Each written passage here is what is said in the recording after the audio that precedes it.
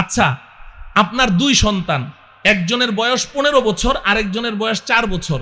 এখন দুইজনে মিলে বসে আছে। 15 বছরের সন্তানটা একটা মারাত্মক অপরাধ করেছে, আপনি তাকে প্রচন্ডভাবে পিটাই শুরু করেছেন। যখন তাকে পিটান শুরু করলেন আর 15 বছরের বাচ্চাটা যখন চিৎকার শুরু করলো, ও মা বাঁচাও গো, চিৎকার শুরু করলো, তখন ওই 4 বছরের বাচ্চাটা চিল্লান শুরু করে। ও চিল্লায় না? ও তো ভ্যাঁ করে চিল্লান দেয়। মা এসে বলে তোকে কিছু বলবে না, তুই তো কিছু করিস নাই, ওই তোর বড় ভাই দোষ করেছে। কিন্তু ও কাঁদতেই থাকে। কেন? যে না জানি ওকে ছেড়ে আবার আমাকে ধরে, ঠিক কিনা? অথচ ওই বাচ্চার তো কোনো দোষ নাই। আমাদের শাস্তির অবস্থা দেখে না নবী রসুলগণ তারা নিষ্পাপ, তাদের কোনো দোষ নাই। আমাদের আযাব দেখে তারা ভয়ে এভাবে নাফসি নাফসি করতে থাকে, তাদের কোনো দোষ নাই। আল্লাহ এদেরকে বুঝার তৌফিক দান করেন। তাহলে এই নাজাত প্রাপ্ত মুক্তিপ্রাপ্ত দলের পরিচয় কি? আহলুস সুন্নাহ ওয়াল জামাত। নবীরা মাসুম, নিষ্পাপ। সাহাবায়ে কেরামরা সত্যের মাপকাঠি, এরা নবীদেরকেও মাসুম মানে না, সাহাবায়ে কেরামকেও সত্যের মাপকাঠি মানে না। এরা আহলুস সুন্নাহ ওয়াল জামাতের অন্তর্ভুক্ত হতে পারে না। এই উম্মতের নাজাত প্রাপ্ত মুক্তিপ্রাপ্ত দলের পরিচয় হলো আহলুস সুন্নাতি ওয়াল জামাআ। আহলুস সুন্নাহ মানে হচ্ছে রাসূলের সুন্নাহর অনুসারী, ওয়াল জামাআহ মানে জামাআতে সাহাবার সুন্নাহর অনুসারী। যে রাসূলের সুন্নাহ কেউ মানে, সাহাবায়ে কেরামের জামাতের সুন্নাহ কেউ মানে, তাকে বলে আহলুস সুন্নাতি ওয়াল জামাআ। আমার এই সংক্ষিপ্ত আলোচনা যদি আপনাদের বুঝে আসে, এবার বলুন নাজাত প্রাপ্ত মুক্তিপ্রাপ্ত দলের নাম কি? জোরে বলেন। আহলুস সুন্নাতি ওয়াল জামাআ। আচ্ছা, আহলুস সুন্নাহ ওয়াল জামাআ কাকে বলে? শুধু রাসূলের সুন্নাহর অনুসারী, নাকি রাসূলের সাথে সাথে সাহাবায়ে কেরামের সুন্নাহর অনুসারী? রাসূলের সাথে সাথে সাহাবায়ে কেরামের সুন্নাহর অনুসারী। উসিকুম বিতাকওয়াল্লাহ, তাকওয়া অবলম্বন করো, তাকওয়া ওয়ালা হয়ে যাও, মুত্তাকি হয়ে যাও। তাকওয়া অর্থ কি?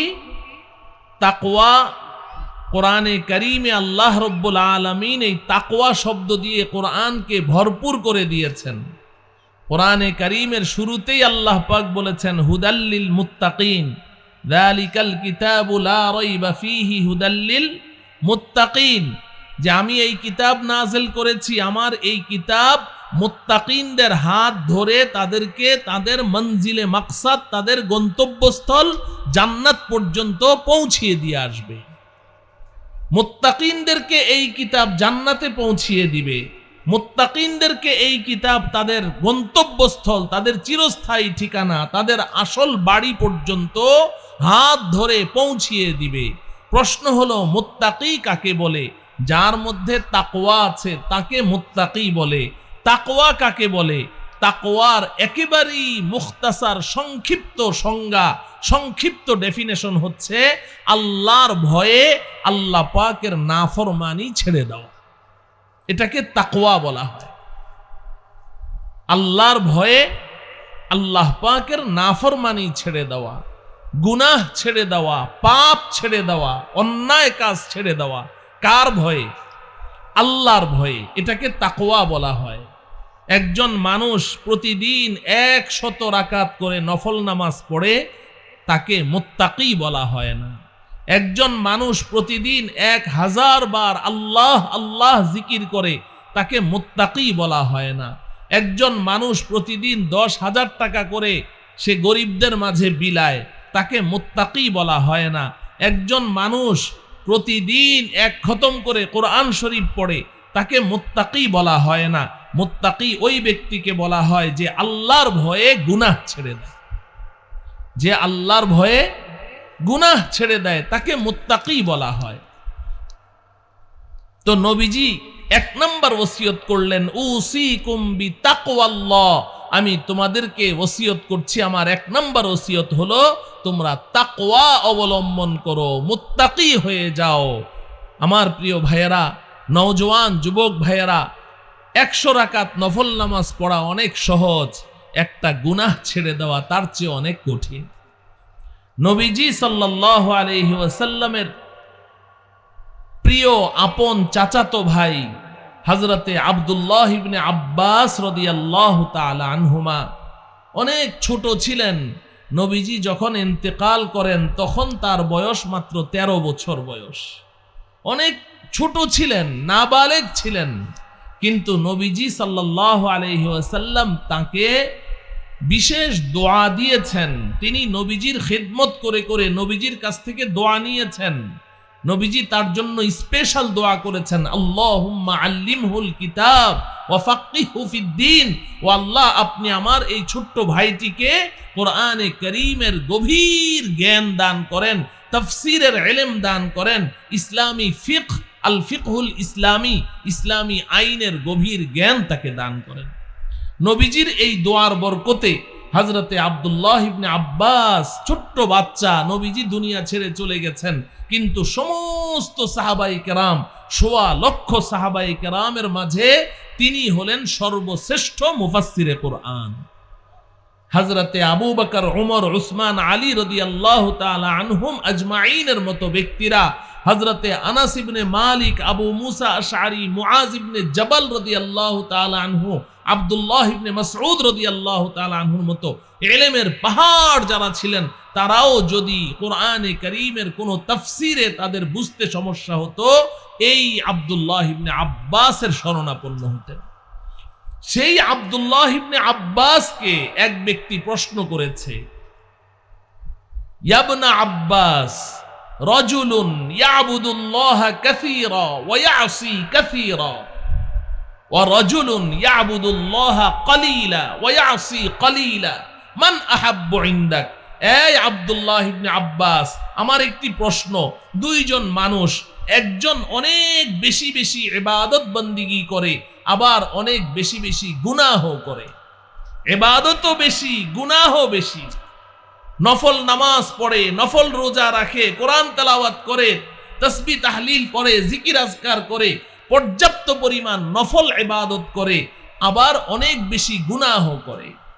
ওয়া রাজুলুন ইয়াবুদুল্লাহ কালীলা ওয়া ইয়াসি কালীলা, আরেকজন ব্যক্তি ইবাদতও কম, গুনাহ কম। ইবাদতও কম, গুনাহ কম।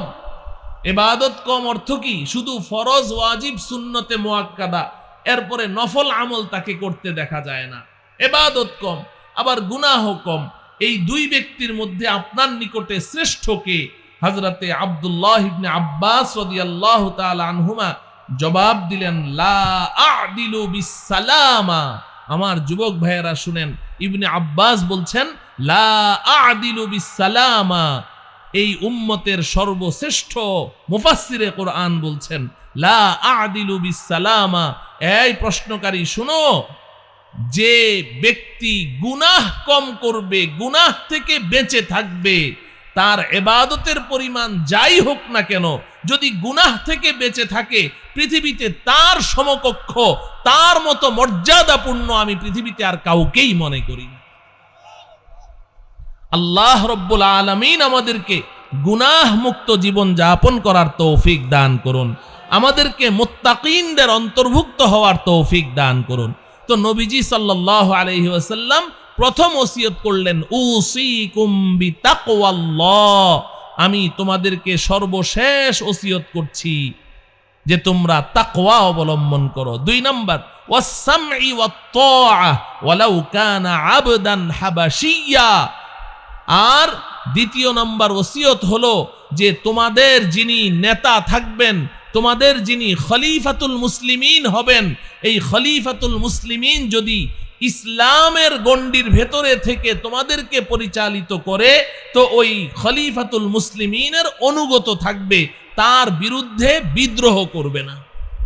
এবং তোমাদের যে ধর্মীয় নেতা থাকবে, অর্থাৎ হক্কানি রব্বানি উলামায়ে কেরাম, যারা তোমাদেরকে ধর্মীয় বিষয়ে নেতৃত্ব দিবে, তোমরা তাদের অনুগত থাকবে। ওয়াসসামঈ ওয়াত-তাআ ওয়ালাউ কানা আবদান হাবাশিয়া, যদিও তোমাদের সেই ধর্মীয় শাসক, সেই তোমাদের ধর্মীয় নেতা একজন হাবশী কৃতদাস হয়, তারপরেও তাকেই অনুসরণ করবে। 3 নম্বর ওসিয়ত নবীজি করছেন, فَإِنَّهُ مَنْ يَعِشْ مِنْكُمْ بَعْدِي فَسَيَرَى اخْتِلَافًا كَثِيرًا فَعَلَيْكُمْ بِسُنَّتِي وَسُنَّةِ الْخُلَفَاءِ الرَّاشِدِينَ الْمَهْدِيِّينَ। এই 3 নম্বর ওসিয়তটা সম্পর্কেই আমি আপনাদের সম্মুখে 2-4টি কথা নিবেদন করতে চাই। নবীজি সাল্লাল্লাহু আলাইহি সাল্লাম বলছেন, এই আমার সাহাবীরা শুনো, ফাইন্নাহু মান ইয়াইশ মিনকুম বাদি, আমি দুনিয়া ছেড়ে চলে যাওয়ার পরে উম্মতের মধ্যে অনেক বিভাজন সৃষ্টি হবে, ইখতিলাফ সৃষ্টি হবে, মতানৈক্য সৃষ্টি হবে, মতবিরোধ সৃষ্টি হবে। ফাসায়ারা ইখতিলাফান কাসীরা, আমি দুনিয়া ছেড়ে চলে যাওয়ার পরে উম্মত ছোট্ট ছোট্ট বিষয় নিয়ে আপোষের মধ্যে ঝগড়ায় লিপ্ত হয়ে যাবে। প্রত্যেকেই নিজ নিজ মত প্রকাশ করাকে খুব পছন্দ করবে, কেউ অন্যের মত মেনে নিতে চাইবে না, নিজের মতটাকেই সঠিক মনে করবে, অন্যের মতটাকে বেঠিক মনে করবে। ফাসায়ারা ইখতিলাফান কাসীরা, যেসব বিষয় নিয়ে মতভেদ করার কোনো প্রয়োজন নেই ওইসব বিষয়েও উম্মত লড়াই ঝগড়ায় লিপ্ত হয়ে যাবে, মতভেদ করতে থাকবে, এক একজন এক এক কথা বলবে, এক একজন এক এক কথা বলবে। তখন তোমরা করবেটা কি? বলেন, এই সমস্যার সমাধান আমাদের জানার দরকার আছে না নাই? বর্তমান আমরা মুসলমান, সবচেয়ে বড় সমস্যা আমাদের মধ্যে শুধু ইখতিলাফ আর ইখতিলাফ, শুধু মতবিরোধ আর মতবিরোধ, ডিভাইডেশন আর বিভাজন। উম্মত এখন কোনো বিষয়ে একমত হতে পারছে না। নবীজি সাল্লাল্লাহু আলাইহি ওয়াসাল্লাম এই বিষয়ে ভবিষ্যৎবাণী করে গেছেন, এই হাদিসেই তো করলেন যে ফাইন্নাহু মান ইয়াইশ মিনকুম বাদি ফাসায়ারা ইখতিলাফান কাসীরা, অনেক ইখতিলাফ দেখতে পাবে, এটা ভবিষ্যৎবাণী, অনেক মতভেদ দেখতে পাবে। তখন তোমাদের করণীয় কি? নবীজি সাল্লাল্লাহু আলাইহি ওয়াসাল্লাম আমাদেরকে সুন্দর একটা দিক নির্দেশনা দিয়ে গেলেন, ফাআলাইকুম বিসুন্নতি ওয়া সুন্নাতিল খুলাফাইর রাশিদিন আল মাহদিন। এই আমার উম্মত শুনো, যখন উম্মতের মধ্যে এমন ইখতিলাফ শুরু হয়ে যাবে, বিভাজন সৃষ্টি হবে, মতানৈক্য সৃষ্টি হবে, তখন তোমরা আমার সুন্নাহ এবং আমার খুলাফায়ে রাশিদিন হেদায়েত প্রাপ্ত সাহাবায়ে কেরামের সুন্নাহকে আঁকড়ে ধরে থাকবে। রাসূলের সুন্নাহ, রাসূলের আদর্শ। ফাআলাইকুম বিসুন্নতি, আমার সুন্নাহ এবং আমার আদর্শ, ওয়া সুন্নাতিল খুলাফাইর রাশিদিন আল মাহদিয়িন, আমার হেদায়েত প্রাপ্ত খুলাফায়ে রাশিদিন এবং সাহাবায়ে কেরামের আদর্শকে আঁকড়ে ধরবে। নবীজি বলেন, আব্দু আলাইহা বিন নওয়াজিজ, মাড়ির দাঁত দিয়ে কামড়ে ধরে থাকবে, এটাকে ছাড়বে না। দুই জিনিস, ফাআলাইকুম বিসুন্নতি, আমার সুন্নাহ, ওয়া সুন্নাতিল খুলাফাইর রাশিদিন, এবং আমার খুলাফায়ে রাশিদিন সাহাবায়ে কেরামের সুন্নাহ। এই দুই জিনিসকে আঁকড়ে ধরে থাকবে। বলুন, কয় জিনিসকে আঁকড়ে ধরে থাকতে বলেছে? দুই জিনিস। একটি হলো রাসূলের সুন্নাহ এবং আদর্শ, আর একটি হলো খুলাফায়ে রাশিদিন সাহাবায়ে কেরামের সুন্নাহ এবং আদর্শ। এই দুই জিনিসকে নবীজি সাল্লাল্লাহু আলাইহি সাল্লাম আঁকড়ে ধরতে বলেছেন। আব্দু আলাইহা বিন নওয়াজিজ, মাড়ির দাঁত দিয়ে কামড়ে ধরে থাকবে, এটা ছাড়বে না। যদি এটাকে ধরে রাখতে পারো তাহলে তোমরা ওই ফিতনার মধ্যে আর পড়বে না, ফিতনা থেকে বেঁচে যাবে। এই হাদিসটা মাথায় রাখেন। আমি এই বিষয়ে সূরা আলে ইমরানের 106 এবং 7 নং আয়াত তেলাওয়াত করেছি, খুব ভালো করে বুঝেন। সূরা আলে ইমরানের কত নম্বর আয়াত? 106 এবং 7। এই দুইটি আয়াতে আল্লাহ রব্বুল আলামিন বলেন, ইয়াউমা তাবিয়াদ্দু ওয়ুজুহু ওয়া তাসওয়াদ্দু ওয়ুজুহ। এই দুনিয়ার মানুষ, দুনিয়াতে তোমরা যত দল করো না কেন, যত দলেই বিভক্ত হয়ে যাও না কেন, হাসরের ময়দানে আমি সমস্ত মানুষকে দুই দলে বিভক্ত করে ফেলবো। সুবহানাল্লাহ বলেন। কয় দল হবে হাসরের ময়দানে? দুই দল হবে। দুনিয়াতে যত দল থাক, একটি হাদিস তো আমরা খুব শুনেছি, মশহুর হাদিস তিরমিজি শরীফের, যে নবীজি বলেছেন আমার উম্মতের মধ্যে ৭৩টি দল হবে, বলেছেন না? তার মধ্যে জান্নাতে যাবে কয়েক দল? এক দল, আর বাকি ৭২ দল জাহান্নামী হবে। এই ৭২ দল কারা? নিজেদেরকে মুসলমান দাবি করে, এদের মধ্যেই ৭২ দল হবে। তো দুনিয়াতে যত দল হোক না কেন, আল্লাহ পাক বলেন হাসরের ময়দানে আমি আল্লাহ মানুষদেরকে কয় দলে বিভক্ত করব বলেন? দুই দল। ইয়াউমা তাবিয়াদ্দু ওয়ুজুহু ওয়া তাসওয়াদ্দু ওয়ুজুহ। একদল মানুষের চেহারা হবে নূরে নূরান্বিত, আলোক উজ্জ্বল, সাদা শুভ্র, অনেক সুন্দর, জলজল করতে থাকবে। সুবহানাল্লাহ বলেন। ওয়া তাসওয়াদ্দু ওয়ুজুহ, আর আরেক দল মানুষের চেহারা হবে নিকুশ কালো, ভয়ানক, বিভৎস, দেখলেই ভয় লাগে। নাউজুবিল্লাহ বলেন। দুই দল আল্লাহ পাক, ওখানে আর তৃতীয় দল নাই।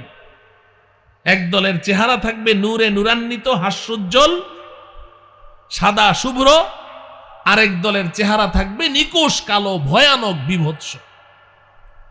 এখন আল্লাহ পাক এই দুই দলের পরিচয় দিচ্ছেন। আল্লাহ পাক বলেন এই দুই দল কে কোন দলে আছে, তাদের পরিচয় কি? আল্লাহ পাক বলেন ফাআম্মাল্লাযীনা আসওয়াদ্দাত ওয়ুজুহুহুম আকাফারতুম বা'দা ঈমানিকুম ফাযূকুল আযাবা বিমা কুনতুম তাকফুরুন। আল্লাহ পাক বলেন যেই দলের চেহারা হবে কালো, বিভৎস এবং নিকুশ কালো হবে, ভয়ানক হবে, ভয়ঙ্কর চেহারা হবে, আল্লাহ পাক তাদেরকে জাহান্নামের আগুনে নিক্ষেপ করবেন। ফাযূকুল আযাবা বিমা কুনতুম তাকফুরুন। দুনিয়াতে আমার নিয়ামতকে অস্বীকার করেছো, এবার জাহান্নামের মজা চেখে দেখো কেমন লাগে। ওয়া আম্মাল্লাযীনা বিয়াদ্দাত ওয়ুজুহুহুম ফাফি রাহমাতিল্লাহ হুম ফিহা খালিদুন। আল্লাহ পাক বলেন আর যেই দল মানুষের চেহারা হবে নূরে নূরান্বিত, হাস্যোজ্জ্বল, আলোক উজ্জ্বল, সাদা শুভ্র, সুন্দর, সুশ্রী চেহারা হবে, আল্লাহ রব্বুল আলামিন বলেন এদেরকে আমি আমার রহমতের চাদর দিয়ে ঢেকে নিব এবং এদেরকে আমি জান্নাতে প্রবেশ করিয়ে দেব। হুম ফিহা খালিদুন, এবং এই জান্নাতে ওরা যে প্রবেশ করবে আর কোনোদিন জান্নাত থেকে বের হওয়া লাগবে না, চিরদিন থাকবে। মুহতারাম হাজরিন, আজকের মাহফিলে আমরা যারা উপস্থিত আছি, আমরা অবশ্যই অবশ্যই আল্লাহ পাকের ওই রহমত প্রাপ্ত জান্নাতি দলের অন্তর্ভুক্ত হতে চাই, বলেন ঠিক কিনা? এই আয়াতের তাফসিরে পৃথিবী বিখ্যাত মুফাসসিরে কোরআন, জগৎ বিখ্যাত মুফাসসিরে কোরআন আল্লামা জালালউদ্দিন সুয়ুতি রহমতুল্লাহি আলাইহি, তার প্রসিদ্ধ তাফসিরের কিতাব আদ-দুররুল মানসুর, এই কিতাবের মধ্যে আল্লামা সুয়ুতি রহমতুল্লাহি আলাইহি তিনি মুত্তাসিল সনদে হাদিস বর্ণনা করেছেন যে নবীজি সাল্লাল্লাহু আলাইহি ওয়াসাল্লামকে প্রশ্ন করা হয়েছে। প্রশ্নকারীকে হযরতে আব্দুল্লাহ ইবনে মাসউদ রাদিয়াল্লাহু তাআলা আনহু এবং আরো একজন সাহাবী গালিবান হযরতে আবু মুসা আশআরী রাদিয়াল্লাহু তাআলা আনহু নবীজিকে প্রশ্ন করলেন, ইয়া রাসূলুল্লাহ, হাসরের ময়দানে যেই মানুষগুলোর চেহারা থাকবে আলোক উজ্জ্বল, নূরে নূরান্বিত, যেই মানুষগুলোর চেহারা থাকবে হাস্যোজ্জ্বল, সুন্দর, সুশ্রী, ফলশ্রুতিতে আল্লাহ পাক তাদেরকে রহমতের চাদর দিয়ে পরিবেষ্টন করে এদেরকে জান্নাতে প্রবেশ করিয়ে দিবেন, এই মানুষগুলোকে দুনিয়াতে আমরা চিনব কিভাবে? নবীজিকে প্রশ্ন করলেন যে পৃথিবীতে এদেরকে চেনার কোনো উপায় আছে কিনা। সাহাবীর প্রশ্নের উদ্দেশ্য কি? সাহাবীর প্রশ্নের উদ্দেশ্য হলো যে দুনিয়াতে যদি আমরা এদেরকে চিনতে পারি, যাদেরকে আল্লাহ রব্বুল আলামিন হাসরের ময়দানে জান্নাতি দলে অন্তর্ভুক্ত করবেন, যাদের চেহারাটা হাস্যোজ্জ্বল হবে, নূরান্বিত হবে, দুনিয়াতে যদি আমরা এদেরকে চিনতে পারি তাহলে আমরাও ওদের দলে ভিড়ে যাব, ওদের দলে অন্তর্ভুক্ত হয়ে যাব। কি বলেন, আমরা কি এই দলের অন্তর্ভুক্ত হতে চাই না? হ্যাঁ। সাহাবী এজন্য প্রশ্ন করেছেন। আসলে সাহাবী নিজে থেকে প্রশ্ন করেননি, আল্লাহ পাক সাহাবীর অন্তরে এই প্রশ্ন ঢেলে দিয়েছেন আমাদের জন্য, এই পরবর্তী উম্মত যেন এখান থেকে রাহবরি গ্রহণ করতে পারে, দিক নির্দেশনা নিতে পারে। কারণ সাহাবাই কেরাম তো ৭৩ দলে বিভক্ত ছিলেন না, সাহাবাই কেরামের মধ্যে তো এত ডিভাইডেশন আর বিভাজন ছিল না। বিভাজন আর ডিভাইডেশন তো এখন চলছে। যেসব বিষয়ে কোনো ইখতিলাফ নেই, কোনো মতভেদ নেই, ওইসব বিষয় নিয়েও উম্মত ইখতিলাফ করছে, উম্মত বিভাজন হয়ে যাচ্ছে, উম্মত বিভক্ত হয়ে যাচ্ছে। আমাদেরকে দিক নির্দেশনা দেওয়ার জন্যে, আমাদের বাঁচার উপায়টুকু আমাদের হাতে দেওয়ার জন্যে আল্লাহর পক্ষ থেকে সাহাবার মনে এই প্রশ্ন আল্লাহ সৃষ্টি করে দিয়েছে। সাহাবী প্রশ্ন করলেন, ইয়া রাসূলুল্লাহ, আমরা চিনব কিভাবে ওই লোকগুলোকে যাদেরকে হাসরের ময়দানে আল্লাহ পাক চেহারাগুলো নূরান্বিত করে রাখবেন, যাদেরকে আল্লাহ পাক জান্নাত দিয়ে দিবেন? নবীজি সাল্লাল্লাহু আলাইহি সাল্লাম জবাব দিলেন, হুম আহলুস সুন্নাতি ওয়াল জামাআ। এরা পৃথিবীতে রাসূলের সুন্নাহ এবং রাসূলের সাহাবাদের সুন্নাহকে আঁকড়ে ধরে থাকবে। হুম আহলুস সুন্নাতি, নবীজি কি জবাব দিলেন? এরা হবে আহলুস সুন্নাতি ওয়াল জামাআ, অর্থাৎ আমার সুন্নাহ এবং আমার সাহাবায়ে কেরামের জামায়াতের সুন্নাহকে তারা আঁকড়ে ধরে থাকবে। এরাই হবে হাসরের ময়দানে ওই নাজাত প্রাপ্ত, মুক্তিপ্রাপ্ত দলের অন্তর্ভুক্ত। ঠিক এই জাতীয় আরেকটি বর্ণনা তাফসীরে ইবনে কাসীরের মধ্যেও আছে। হযরতে আব্দুল্লাহ ইবনে আব্বাস রাদিয়াল্লাহু তাআলা আনহুকে এই প্রশ্ন করা হয়েছে, মওকুফ হাদিস, মওকুফুন আলা ইবনে আব্বাস রাদিয়াল্লাহু তাআলা আনহু। প্রশ্ন করা হয়েছে, হে আব্দুল্লাহ ইবনে আব্বাস, এরা কারা? তিনি বললেন, হুম আহলুস ইয়াউমা তাবিয়াদ্দু ওয়ুজুহ। হযরত ইবনে আব্বাস বলছেন, হুম আহলুস সুন্নাতি ওয়াল জামাআ। ইয়াউমা তাবিয়াদ্দু ওয়ুজুহ ওয়া তাসওয়াদ্দু ওয়ুজুহ হুম আহলুল বিদআতি ওয়াল ফুরকা। হযরত ইবনে আব্বাস পরিষ্কার বলেছে। এই বর্ণনাগুলো থেকে যেই বিষয়টি সুস্পষ্ট হয়ে ওঠে, দিবালোকের ন্যায়, সূর্যের আলোর ন্যায়, ওই বিষয়টি আজকে আমি আপনাদের সামনে পেশ করতে চাই। সেটি হলো যে উম্মতের মধ্যে যখন বিভাজন সৃষ্টি হলো, উম্মত যখন ফিতনায় জড়িয়ে গেল, এই যে আমরা এখন বড় ফিতনার মধ্যে আছি, বিশেষ করে আমার যে সমস্ত জেনারেল শিক্ষিত দিনদার সাথীরা আছেন, বড় সমস্যায় আছেন। আমি কি করব, কোন দিকে যাব, কার পেছনে ছুটবো, কার কথা শুনবো, কার কথা শুনবো না, কার দিক নির্দেশনা মতো আমার জীবন পরিচালিত করব, কার থেকে আমি দূরে সরব, আমি কোনো সিদ্ধান্ত নিতে পারছি না। তাদের জন্যই আল্লাহর রাসূল সাল্লাল্লাহু আলাইহি ওয়াসাল্লাম এই দিক নির্দেশনা দিয়ে গেছেন যে যখন এই উম্মতের মধ্যে এই ধরনের ফিতনা সৃষ্টি হয়ে যাবে, তো তুমি আমার সুন্নাহ এবং আমার সাহাবায়ে কেরামের সুন্নাহকে মাড়ির দাঁত দিয়ে আঁকড়ে ধরে থাকবে। যদি তুমি এটা করতে পারো, তাহলে তোমার পরিচয় হবে আহলুস সুন্নাতি ওয়াল জামাআ। কি